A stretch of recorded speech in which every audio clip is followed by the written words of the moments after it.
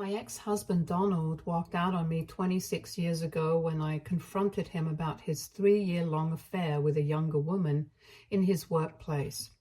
Donald was a classic narcissist, always refusing to admit his own mistakes and constantly finding ways to gaslight me during our arguments. He would repeatedly tell me throughout our marriage that I was insufficient as a wife or that I wasn't satisfying him enough.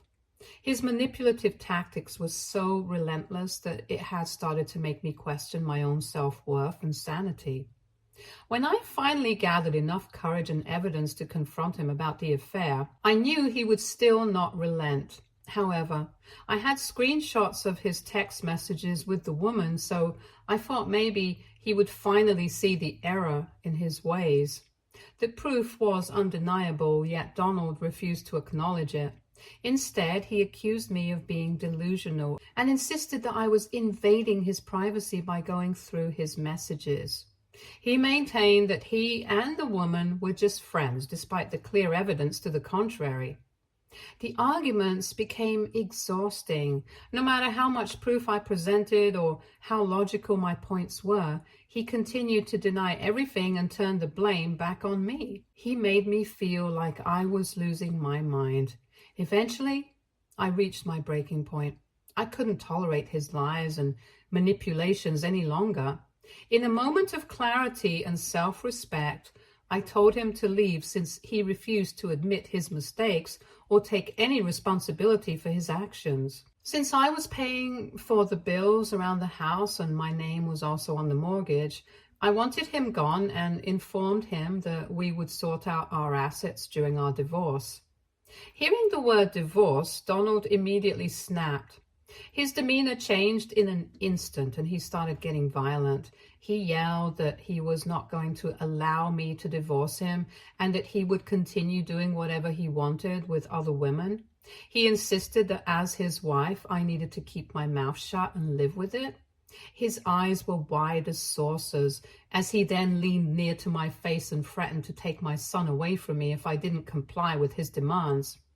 The fear and intimidation he was using was overwhelming, and I could feel my hands and legs starting to shake. I knew that I had to leave immediately right then and there for the sake of my safety and my son's. Otherwise, he looked like he could even start to physically assault me just to get me to agree with him.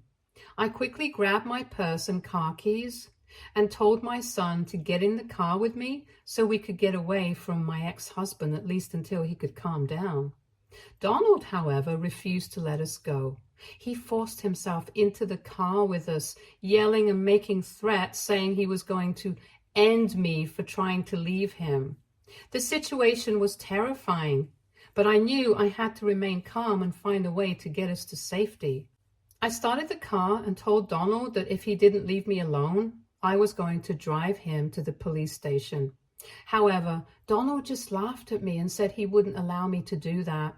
He threatened to swerve the car and even brought his hands near mine as I was driving, showing how he would ram my hands to prevent me from driving if I tried to head towards the police station. As we reached the traffic lights and stopped, I saw an opportunity. I got out of the car in the middle of the road and screamed for help, telling everyone around me that my life and my son's life was in danger and that my husband was threatening to kill us. Thankfully, a woman driving behind us had noticed that something wasn't right and immediately called the police without hesitation. Donald tried to get out of the car and run away, but the people who had been watching the whole commotion stopped him and took him down. I'm still so grateful to all the onlookers who saved me and my son that day. Their quick actions and willingness to help made all the difference in that terrifying moment. When Donald was finally arrested and taken into custody, a wave of relief washed over me. For the first time in years, I felt safe, both for myself and my son, Harry. The ordeal had left Harry terrified, almost on the verge of a panic attack. Seeing the fear in his eyes broke my heart, but I managed to calm him down. I held him close and promised him that I would never let him go through such a situation again. I assured him that I would do everything in my power to make sure Donald would never trouble us again. However, when Donald's family found out about his arrest, they called me, not to offer support or to understand what had happened, but to shame me. They blamed me for trying to get my husband arrested and accused me of being the cause of Donald's mental state. They said as their daughter-in-law, I should take my statement from the police and free my ex-husband since this was all my fault anyway. Their words were harsh and accusatory, and for a moment I felt the weight of their judgment, but I had already reached my breaking point. I had endured enough from Donald and his family over the years. This time, I wasn't going to stay silent, so I snapped. I told them that their son needed to learn a lesson, that they had failed to teach him, to respect women and children. I told them to wait and watch as I would use every legal means available to make sure Donald faced the consequences of his actions, and that I would take everything away from their son. I expressed my shame and regret for having kept my mouth shut for so long, allowing myself and Harry to suffer in his hands because I was too scared to leave. I let them know that I was done being silent and passive. Despite their attempts to intimidate me, I stood my ground. I made it clear that I wasn't backing down, not this time. The fear and intimidation that had kept me in check for years was gone. I was determined to protect myself and my son, and to ensure that Donald would never have the power to harm us again. Their attempts to scare me only strengthened my resolve. I was ready to fight, not just for justice, but for our freedom and peace of mind. Long story short, not only was Donald forced to be admitted into a psychiatric center for his violent rage, but he was also sentenced to be under close monitoring for 8 months. He also had to go to mandatory anger management classes. The court recognized the extent of his abuse and infidelity, which played a significant role in the divorce proceedings. As a result, I was awarded more than half of his assets because of his years of cheating and abuse, which provided a sense of justice and security for me and Harry. Additionally, Donald was ordered to pay child support for our son until Harry turned 18, ensuring that we had the financial stability we needed. I also took out a restraining order against my husband, making sure that he could never approach me or Harry again in the future. This legal protection was crucial for our peace of mind, knowing that he couldn't come near us and cause any more harm. Throughout the divorce proceedings, Donald tried to catch my eye, hoping to intimidate or manipulate me, as he had done so many times before, but I had reached a point of no return. I acted as if he didn't even exist, maintaining my composure and focusing on what mattered, securing a safe and stable future for myself and Harry. When our divorce was finalized, I made the decision to move out of town and into a new place, far, far away from Donald and his family. I wanted to ensure that they could never trouble us again. This move symbolized a new start for me and my son, a chance to rebuild our lives away from the shadows of our past. Even with all the money I had won from the divorce, starting a new life from scratch was still a struggle. But I never backed down, as I was determined to provide a safe and stable environment for Harry. I found a job at a library, a place that resonated deeply with me, as I've always loved reading books. Working at the library allowed me to immerse myself in a world of stories and knowledge, and I took great joy in helping people find the right books to read. This job wasn't just a means to support us financially, it was also a source of personal fulfillment and healing. Being surrounded by books and helping others discover the joy of reading brought a sense of normalcy and peace to my life after what I had been through. Being a single mother can be incredibly challenging, especially when your son grows up and starts questioning you about your past, particularly about your ex-husband. When Harry reached his teenage years, he began to ask more questions about Donald, and I knew it was time to have an honest conversation with him. We sat down together and I carefully explained why I had left Donald. Harry had fragmented memories of our past, but he didn't know the full story. To ensure he understood the gravity of the situation, I showed him court documents as proof of the abuse we had endured. I wanted him to know the truth, not just to understand what had happened. but also to ensure he never grew up to repeat his father's mistakes. I explained to Harry the legal repercussions his father had faced and how the laws have become even stricter now. It was important for me that he understood the severity of abuse and the importance of respecting others, especially women and children. This conversation was difficult, but it was necessary. I wanted Harry to grow up with a clear understanding of right and wrong, shaped not by the mistakes of his father, but by the lessons we learned from our past. Through this, I hope to instill in him the values of empathy, respect, and integrity, ensuring he would never inflict the kind of pain we had suffered on anyone else. Throughout the 26 years of raising Harry alone, I have given my son everything he has ever wanted. He has grown up to be a fine young man and is nothing like Donald. Harry continues to live with me even today. I don't mind having my son live with me, since this is as much his house as it is mine. 3 years ago, his girlfriend Claire, who he eventually married, moved in with us. Harry and Claire were in love and wanted to live together, so I allowed them to move into the basement and renovate it as they pleased. The basement even has a separate entrance, allowing them to come and go as they wish, which gives them their own privacy. The only shared spaces are the kitchen and dining area, where the three of us sometimes sit together and have dinner. These are the only spaces that provide me with some time to interact with them and check in on how they're doing. I've always given the young couple as much space as I could, respecting their need for independence. However, I think it's important for me to mention here that Claire has never warmed up to me much. Now, I know most people complain about their mother-in-laws on Reddit, but I swear I have never done anything to disrespect or offend Claire in all the years I've known her. I understand firsthand how it feels to be intimidated. Hence, I would never want to make another woman feel that way. When Claire first moved into my house, I wanted her to feel as comfortable as possible with Harry and encouraged her to change things around the house as she pleased.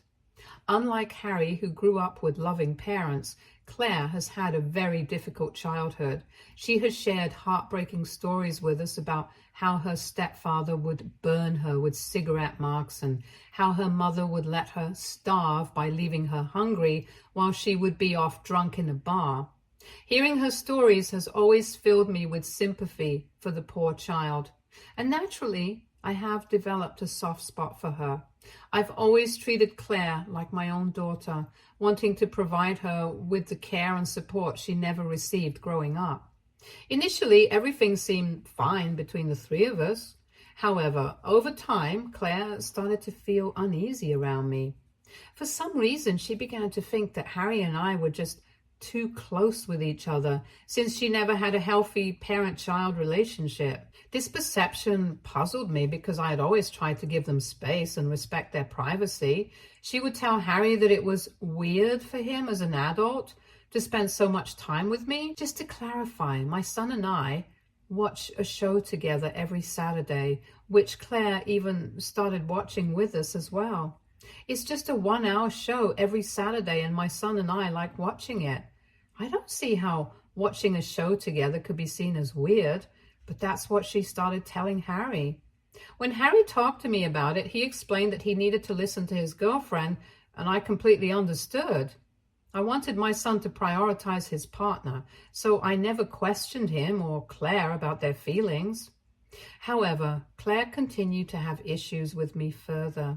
She would subtly discourage or criticize our family traditions or activities that involved me and Harry. For instance, as a single mother, I always made it a point to spend every Christmas with my son, creating a homemade advent calendar each year filled with activities we could enjoy together, like crafts, ice skating, drinking hot chocolate, or seeing the local Christmas lights. Harry has always cherished this tradition and would even tell me how he wanted his children to experience this. However, when Claire came into the picture and spent the first Christmas with us, she started complaining about how boring these activities were and expressed a preference to spend Christmas partying with her friends instead. She told Harry that he was too old to be spending Christmas with his mommy and that they should go out like other young couples. Despite my sincere efforts to include her in our family traditions and activities, Claire consistently tried to alienate me and diminish the special moments I shared with Harry. It was hurtful, but I remained committed to maintaining a positive environment for Harry and respecting his relationship with Claire, even if it meant adapting and accommodating her preferences. On top of all this, Claire used to have a bad habit of walking around in inappropriate clothing when she moved in. There have been instances where I'd seen her cooking in our kitchen wearing only lingerie in the middle of the day, or sometimes just wearing a towel that barely covered her ass, even while eating dinner with me.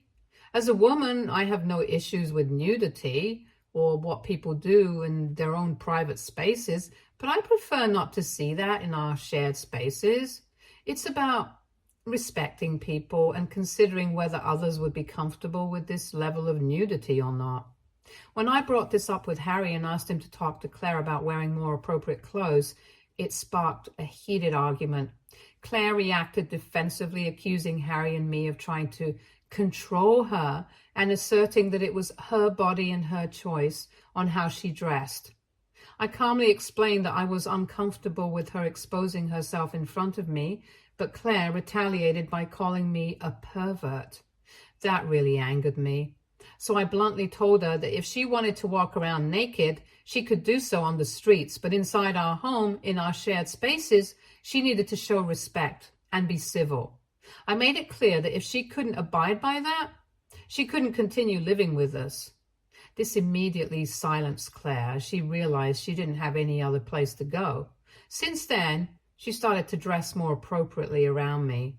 When Harry told me that he had proposed to Claire, I was genuinely happy for my son, though I did have concerns about their relationship and that it might be moving too quickly. However, I knew it wasn't my place to interfere, so I kept my thoughts to myself. I ended up paying for all their wedding expenses since Claire's parents didn't seem to care about her and didn't even bother attending their wedding.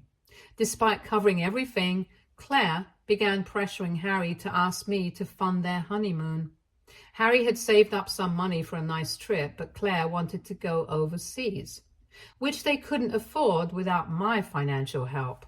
I firmly declined their request to give them more money and explained to them that I had already provided them with a lot, including a place to live in my basement rent-free and covering all their wedding costs since Claire wanted a dreamy wedding. I emphasized that if they wanted to travel abroad, they would need to save up and plan it for themselves. It was important for me to set boundaries and encourage them to be responsible for their own financial decisions, even if it meant disappointing Claire. Although Claire was rather pissed with my decisions, she did not argue.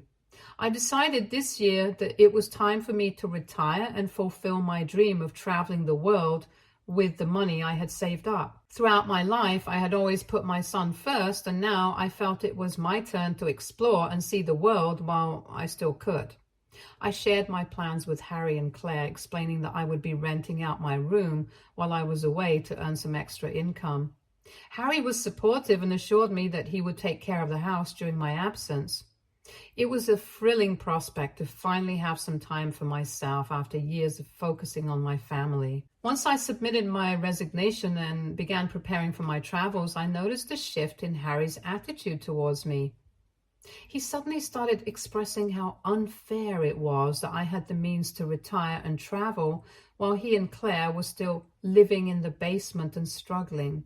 He voiced concerns about the challenging economy, expressing doubts about how he would never be able to afford a house on his own, especially since Claire had lost her job and this had added more pressure on his shoulders. My daughter-in-law, after being unemployed, had refused to apply to any new jobs as she felt too much anxiety to get back into the workforce. As a result, my son had been borrowing money from me for months to pay for his car loan and other bills since he could not single-handedly pay for them with his income. I understood that he clearly felt trapped in their current living situation.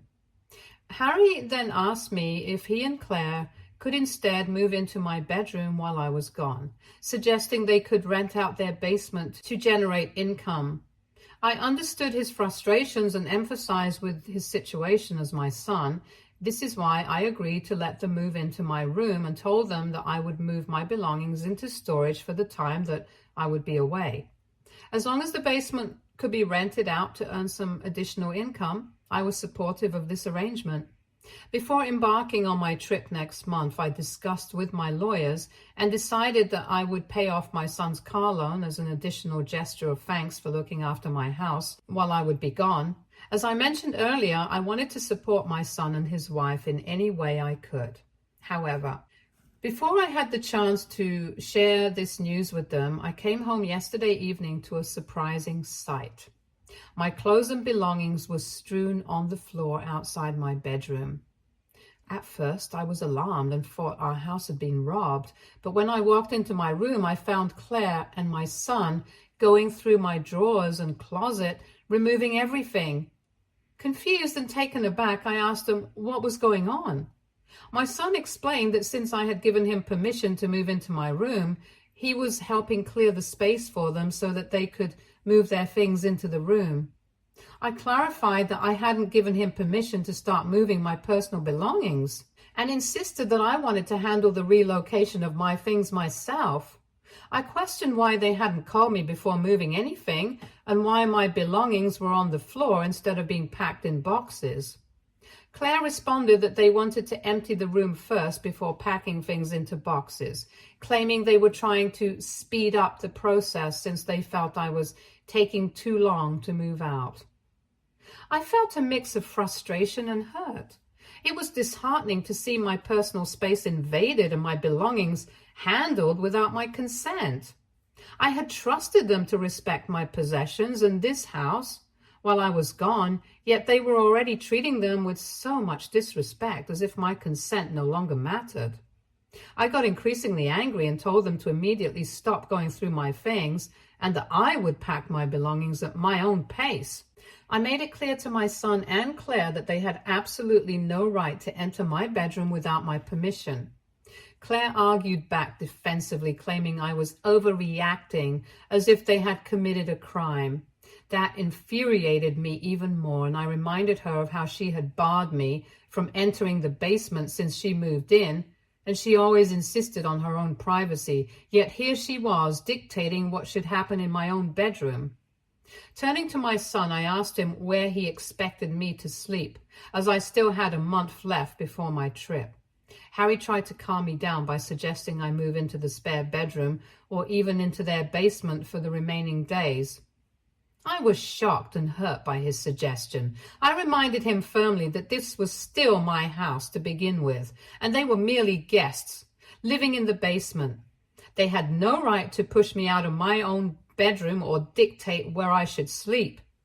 Hearing this, Claire started yelling at me that I was just an old useless hag who refused to let them have anything, and that this was why she had wanted my son to kick me out for years.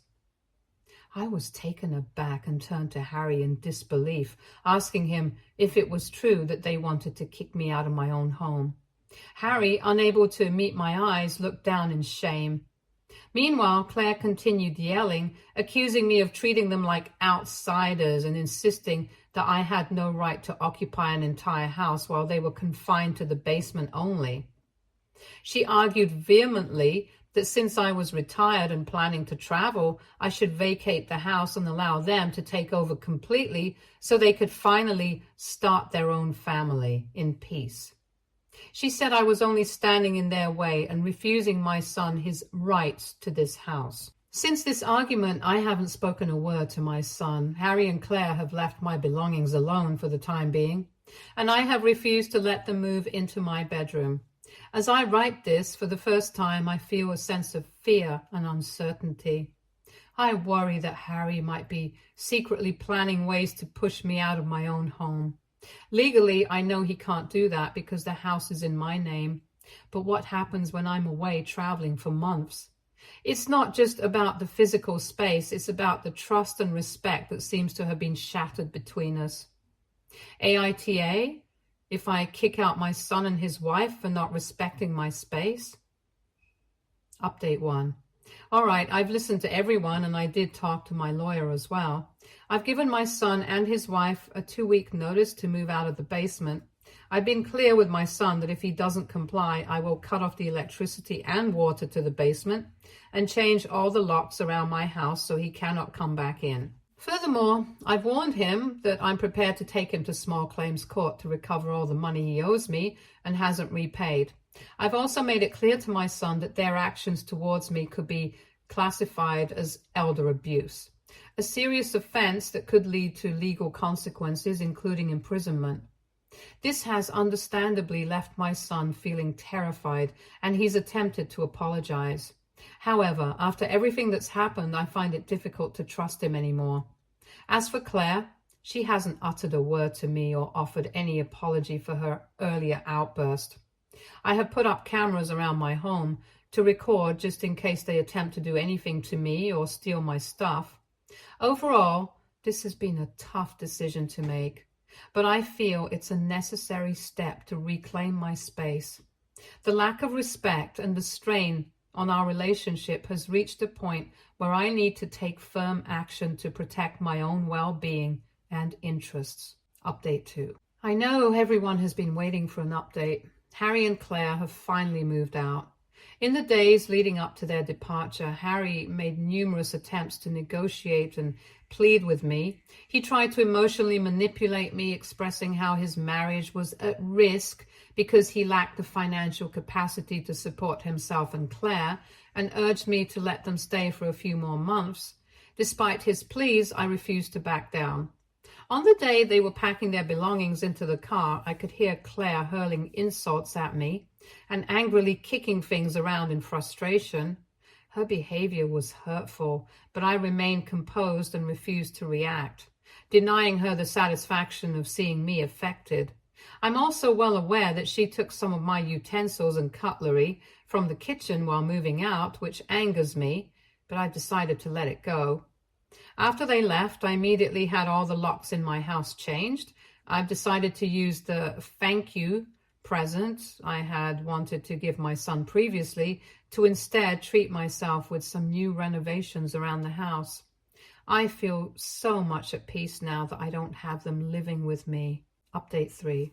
It turns out my post has gone viral on TikTok and my son has discovered it. He and Claire were completely unaware of my intention to give them money as a thank you gift by paying off their car loan, since I never discussed it with them after our fight that day. Now that he's read the post, he's bombarding me with calls asking me for the gift. He's telling me how much the money can help him and that I should not be so selfish by denying him this. I've told my son that this is all my hard-earned money, and after the way he and his wife had treated me, he has no right to ask me for anything. Meanwhile, Claire, who didn't apologize to me this whole time, has also started to text me, claiming that I owe them this money after everything they've been through because of me. She insists that paying off my son's car loan would help make a significant difference for them financially, and that as his mother, I should do this for them. She has even sent me pictures of the both of them living in a tiny room at a friend's place and blames me for their plight. This entire situation has caught me off guard.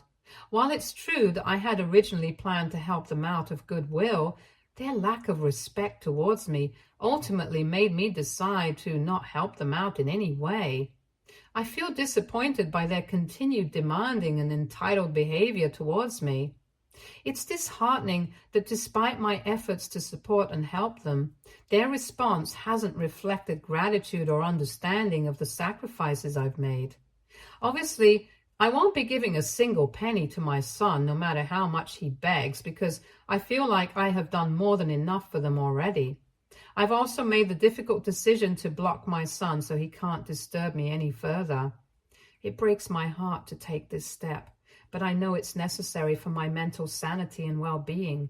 I've also postponed my trip for the moment, and will be going only after everything is settled and stable. Stay tuned for more stories from Argo Relationships.